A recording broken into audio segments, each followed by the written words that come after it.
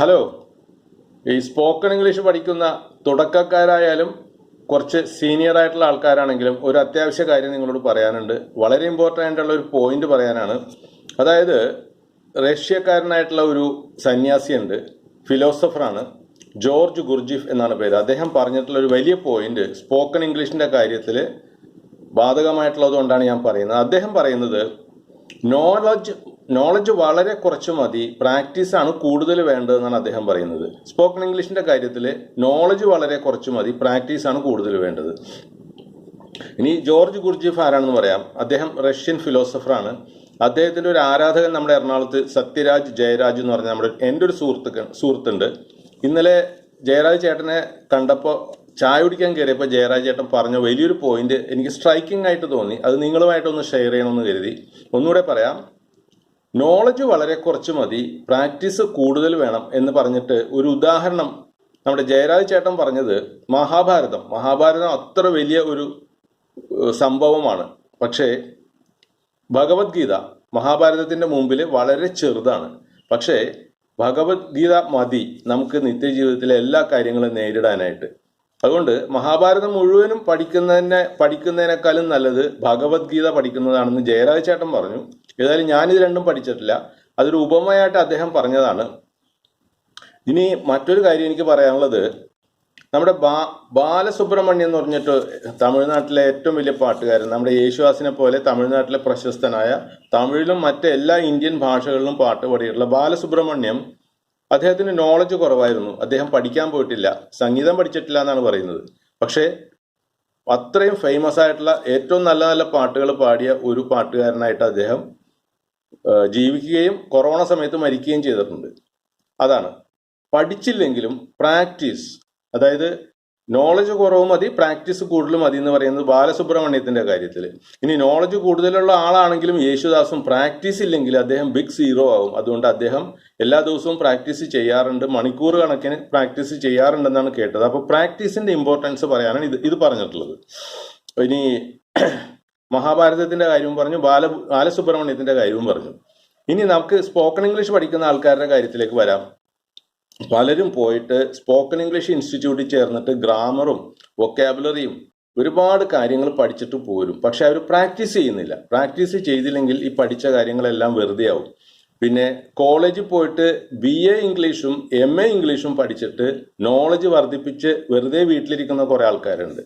അവർക്ക് പ്രാക്ടീസ് ഇല്ല.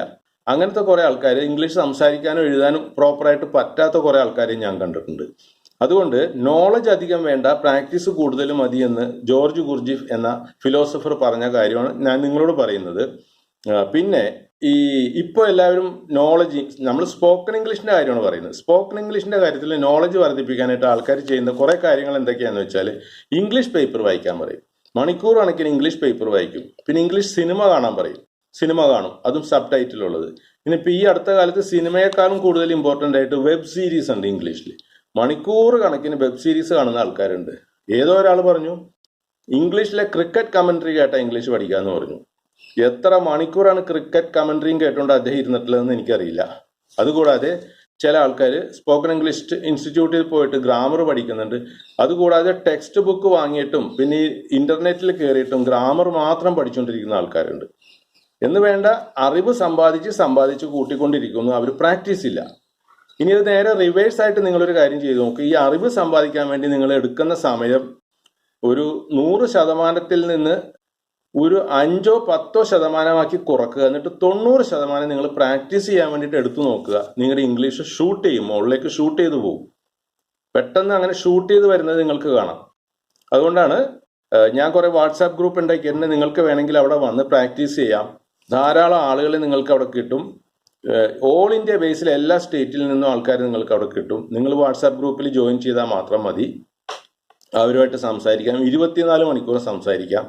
നിങ്ങൾ ഒരു ദിവസത്തിൽ 2 മണിക്കൂർ ഇംഗ്ലീഷിന് വേണ്ടി സമയം ചെലവഴിക്കുന്ന ഒരാളുണ്ടെങ്കിൽ ഒരു 15 മിനിറ്റ് മാത്രം അറിവ് സമ്പാദിക്കാൻ പോയാൽ മതി. നോളജിന്റെ പുറകെ 15 മിനിറ്റ് കളഞ്ഞാൽ മതി. 2 മണിക്കൂറിൽ നിന്ന് 1.25 മണിക്കൂർ നിങ്ങൾ സംസാരിക്കാൻ, അതായത് പ്രാക്ടീസ് ചെയ്യാൻ എടുക്കുക. നോളജ് കുറവ് മതി, പ്രാക്ടീസ് കൂടുതൽ വേണം എന്നുള്ള ഒരു ആശയമാണ് ഞാൻ ഇപ്പോഴും പറഞ്ഞുകൊണ്ടിരിക്കുന്നത്. ഒരു കഥയും കൂടി ഞാൻ പറയാം. ഞാൻ ഒരു 5 കൊല്ലം തൃശ്ശൂർ ഒരു പെയിന്റ് കടയിൽ ജോലിക്ക് നിന്നിട്ടുണ്ട്. എൻ്റെ ഒരു അളിയൻ്റെ കട തന്നെയാണ്. ആ സമയത്ത് എല്ലാ ദിവസവും ഉച്ചയ്ക്ക് ഞങ്ങളുടെ ഒപ്പം ഊണ് കഴിക്കാൻ വരുന്ന ഒരു ജോയിച്ചേട്ടൻ ഉണ്ടായിരുന്നു. ജോയിച്ചേട്ടൻ തൃശ്ശൂർ മാർക്കറ്റിലെ കായക്കച്ചവടം, ഏറ്റവും വലിയ കായക്കച്ചവടം നടത്തുന്ന സ്ഥാപനത്തിൽ വർക്ക് ചെയ്യുന്ന ആളാണ്. അന്ന് ജോയിച്ചേട്ടൻ പറഞ്ഞത് തൃശ്ശൂരെ ഏറ്റവും വലിയൊരു പണക്കാരനായിട്ടുള്ള ഒരു ഇറപ്പായി ചേട്ടൻ എന്ന് പറഞ്ഞിട്ടുണ്ടായിരുന്നു. അദ്ദേഹം ഏറ്റവും വലിയ കായക്കച്ചവടക്കാരനായിരുന്നു. ധനികൻ, വലിയ മമ്മൂട്ടിയുടെ മോഹൻലാലിൻ്റെയൊക്കെ വീട് പോലത്തെ വീട് അന്നേ ആൾ വെച്ചിട്ടുണ്ടായിരുന്നു. കഴുത്തേൽ സ്വർണ്ണ ചെയിനും കയ്യിൽ ബ്രേസ്ലെറ്റൊക്കെ ഇട്ട് നടക്കുന്ന വലിയൊരു പണക്കാരനാണെന്നാണ് ജോയിച്ചേട്ടൻ പറഞ്ഞത്. ഈ പണക്കാരനായ എറപ്പായി ചേട്ടനോട് ആരോ ചോദിച്ചു, എറപ്പായി ചേട്ടൻ എങ്ങനെയാണ് ഇത്രയും വലിയ പണക്കാരനായതെന്ന് ചോദിച്ചപ്പോൾ എറപ്പായി ചേട്ടൻ പറഞ്ഞ കാര്യം നിങ്ങൾ ശ്രദ്ധിക്കണം. അദ്ദേഹം 4ാം ക്ലാസ് വരെ പഠിച്ചിട്ടുള്ളൂ. 4ാം ക്ലാസ് കഴിഞ്ഞപ്പോൾ എറപ്പായി ചേട്ടൻ്റെ അപ്പം പറഞ്ഞു, മോനെ എറപ്പായി, നിനക്ക് വേണ്ട കണക്കും കാര്യങ്ങളൊക്കെ ആയി കഴിഞ്ഞു, നീ ഇനി സ്കൂളിൽ പോകണ്ട, നീ ആ കായത്തോട്ടത്തിലൊക്കെ ഇറങ്ങിക്കോളാൻ പറഞ്ഞു. ഇപ്പോൾ ഇവർക്ക് തമിഴ്നാട്ടിൽ കായത്തോട്ടവും തൃശ്ശൂർ ഹോൾസെയിൽ കായയുടെ ബിസിനസ്സൊക്കെ ഉള്ള ആൾക്കാരാണ്. എന്നിട്ട് ഇപ്പം ഇത്രയും വലിയ ധനികനായി മാറിയതിന് ശേഷം ഈ എറപ്പായി ചേട്ടൻ പറഞ്ഞ പോയിന്റ് 4ാം ക്ലാസ്സിൽ വെച്ച്, അന്ന് എൻ്റെ അപ്പൻ അങ്ങനെ പറഞ്ഞില്ലായിരുന്നെങ്കിൽ ഇന്ന് എൻ്റെ ഗതി എന്തായിരിക്കും എന്നാണ് പറഞ്ഞത്. കാരണം 4ാം ക്ലാസ് തുടങ്ങി ഇയാൾ കായത്തോട്ടത്തിലേക്ക് ഇറങ്ങി, കായ ബിസിനസ്സിലേക്ക് ഇറങ്ങി പ്രാക്ടീസാണ് ചെയ്യുന്നത്. ഏത് കായയുടെ ബിസിനസ്, ഹോൾസെയിൽ ഓൾ കേരള നടത്തുന്ന വലിയൊരു ബിസിനസ്സാണ് അയാൾ പ്രാക്ടീസ് ചെയ്തിട്ടുള്ളത് 4ാം ക്ലാസ് തുടങ്ങിയിട്ട്. ഈ 4ാം ക്ലാസ് തുടങ്ങിയ ആൾ കായത്തോട്ടത്തിലേക്ക് ഇറങ്ങാതെ അല്ലെങ്കിൽ കായ കച്ചവടത്തിലേക്ക് ഇറങ്ങാതെ ഇദ്ദേഹം കണക്കും കാര്യങ്ങളും സ്കൂളിൽ പഠിച്ചുകൊണ്ട് 10ാം ക്ലാസ്സും പാസ്സായി +2 പാസ്സായി നടന്നിരുന്നെങ്കിൽ അയാൾ ഇന്ന് ഏതെങ്കിലും ഒരു സ്ഥാപനത്തിലൊരു കണക്കപ്പിള്ളയായി മാറുമായിരുന്നു. ഇന്ന് അയാൾ ഏറ്റവും വലിയ മുതലാളിയായി മാറി. കാരണം ഒന്നുമല്ല, 4ാം ക്ലാസ്സിന് ശേഷം ഇയാൾക്ക് പ്രാക്ടീസാണ് കിട്ടിയിട്ടുള്ളത്. അതുകൊണ്ട് ഇംഗ്ലീഷിൻ്റെ കാര്യത്തിൽ നിങ്ങൾക്ക് കൂടുതൽ വേണ്ടത് 90 അല്ലെങ്കിൽ 95% നിങ്ങൾ പ്രാക്ടീസാണ് ചെയ്യേണ്ടത്. പ്രാക്ടീസ് എന്ന് വെച്ചാൽ എന്താ? സംസാരിക്കുക, മറ്റുള്ളവരുമായിട്ട് സംസാരിക്കുക, അതും അനേകം ആളുകളുമായിട്ട് സംസാരിക്കുക, അതും വെറൈറ്റി ആയിട്ടുള്ള ആൾക്കാരോട് സംസാരിക്കുക. അത് നിങ്ങൾക്ക് എവിടെ കിട്ടും? വന്നോളൂ, ജോയിൻ ചെയ്തോളൂ, നമ്മുടെ വാട്സാപ്പ് ഗ്രൂപ്പിൽ ജോയിൻ ചെയ്യുക. ഫോൺ നമ്പർ ഈ ഡിസ്ക്രിപ്ഷനിൽ കൊടുത്തിട്ടുണ്ടാവും, വീഡിയോയുടെ താഴെ ഡിസ്ക്രിപ്ഷനിൽ ഫോൺ നമ്പർ കിട്ടും. അവിടുന്ന് ഫോൺ നമ്പർ എടുത്തിട്ട് ജോയിൻ ചെയ്തോ വാട്സാപ്പ് ഗ്രൂപ്പുകളിൽ. ഫ്രീ ആയിട്ട് ഞാൻ ആ ഗ്രൂപ്പുകളിലെല്ലാം നിങ്ങളെ ആഡ് ചെയ്ത് തരാം. നിങ്ങൾ 24 മണിക്കൂർ നിങ്ങൾക്ക് ആൾക്കാരെ കിട്ടും പ്രാക്ടീസ് ചെയ്യാനായിട്ട്, നോളജ് ഉണ്ടാക്കാനല്ല, പ്രാക്ടീസ്. ഇനി പ്രാക്ടീസിൻ്റെ ഒപ്പം നിങ്ങൾക്ക് നോളജും വർദ്ധിച്ചു വരും. ഒരു എഞ്ചിനീയറിംഗ് വർക്ക്ഷോപ്പിൽ പ്രാക്ടീസ് കിട്ടുന്ന ആൾക്ക് ഒരു എഞ്ചിനീയറിംഗ് കോളേജിൽ നിന്ന് കിട്ടിയ അറിവിനേക്കാളും കൂടുതൽ ഈ പ്രാക്ടീസ് ചെയ്യുന്ന ആൾക്ക് കിട്ടും. അതുപോലെ നിങ്ങൾ ഇവിടെ വന്നിട്ട് അനേകം ആളുകളുടെ കൂടെ സംസാരിക്കുമ്പോൾ നിങ്ങൾക്ക് ഈ പറഞ്ഞ പോലെ വൊക്കാബുലറി, ഗ്രാമർ, സെൻറ്റൻസ് ഫോർമേഷൻ എല്ലാം നിങ്ങൾക്ക് ഈ സംസാരിക്കുന്നതിലൂടെ കിട്ടും, യാതൊരു സംശയവുമില്ല. അതുകൊണ്ട് ഇറങ്ങിക്കോളൂ, കായത്തോട്ടത്തിലേക്ക് ഇറങ്ങിക്കോളൂ.